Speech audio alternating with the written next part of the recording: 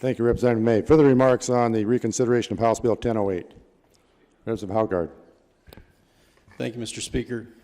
Just to give a little more clarity about what the representative from Bennett County was talking about, she described an incident in their area where a young lady was choosing to use the male facilities, and at some point along the way, after she had done this for a while, a number of boys gang raped her. And within a period of time, a year or two, whatever it was, this girl who had chosen to use that bathroom for the boys' side, in the midst of her angst and confusion, she ended up suiciding. Well, that's my experience with this issue. And it is a bill that protects all of the kids in the public schools, including those that have some issues in regard to what their gender is. And for us to stand here and say, well, the governor knows best, well, we passed it out through both houses and put it in front of the governor, and he chose to veto it, even after he'd expressed support for it. And I think it's disingenuous for us to flip our vote just because we think, well, it's an election year and the governor vetoed it and we don't want to offend the governor. Do what you did the first time. We're the adults in the room, and we should recognize when there's these issues that have they've been so simple in our history, but now they're so complex. And we act on so many things in this chamber out of a misplaced sense of compassion that we do a tremendous disservice to those kids that are going through the angst of growing up in those adolescent years. And as we've seen, the literature tells us that a high percentage of people who choose this transgender life, and I say choose, it's not embedded in their DNA. When they go through this process, the vast majority reject that transgender situation as they become young adults and revert back to the gender of their birth.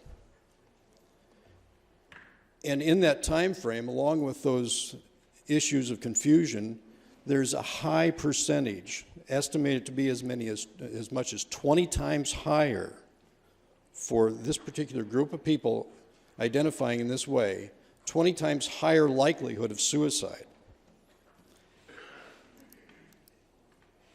You can think back over the decades.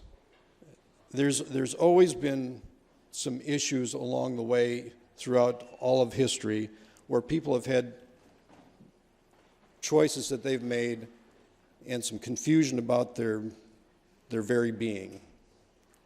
But not the way it's become in the past 20 years. It seems like a virus that's broken out. And that virus is grown by the assent of people like us, where we say, well, we're going to accommodate this and we want to have compassion. Well, we want to be wise enough to recognize that when you feed the fire of this kind of confusion, you're going to add to the number of people that are going to make this choice. And when you help that along, you help along people in the process of moving into a lifestyle that is never going to be what was embedded in their soul, and you're going to see more and more of these people suicide. And if you just stop for a minute and consider that, consider the ramifications of this, and you think about the very act of suicide, and I deal with this on a regular basis, as many as 4+ petitions per day in Minnehaha County of people who are a danger to self or others, and I have these hearings. I have one scheduled tomorrow, and I'm not sure if it's on this issue or not, but people that actively attempt suicide by overdose or hanging or jumping or oftentimes just a gunshot wound. So you think about this, when you vote on this, that you might be encouraging a young person to choose this situation and to perpetuate this, and you think about somebody tucking a pistol up under their throat and pulling the trigger. You might feel warm and fuzzy today because we encourage somebody to not have that angst in their life and to struggle with this. We gave them the opportunity to go ahead and we gave them the opportunity to live this lifestyle, but you consider what suicide is, and that we're saying, yes, go ahead, we will endorse this lifestyle. We need to vote the way we did the first time, and we need to Stay now or yield. we need to be responsible and do what we recognize to be wisdom as opposed to misplaced emotion. Because we can all walk out of here after a vote. And some of you might think, well, I'm going to switch my vote because I'm coming up for election. I'm not sure who's going to be against me.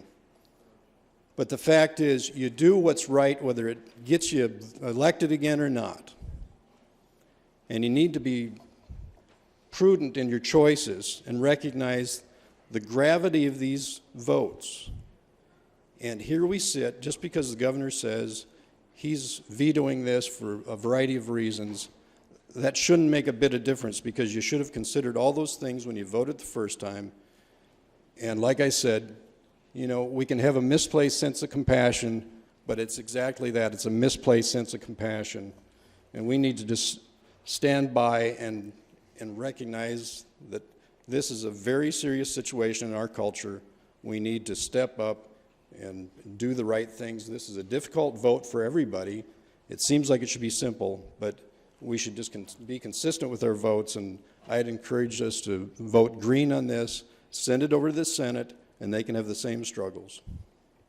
Thank you, Representative Haugaard. Further remarks on the reconsideration of House Bill 1008.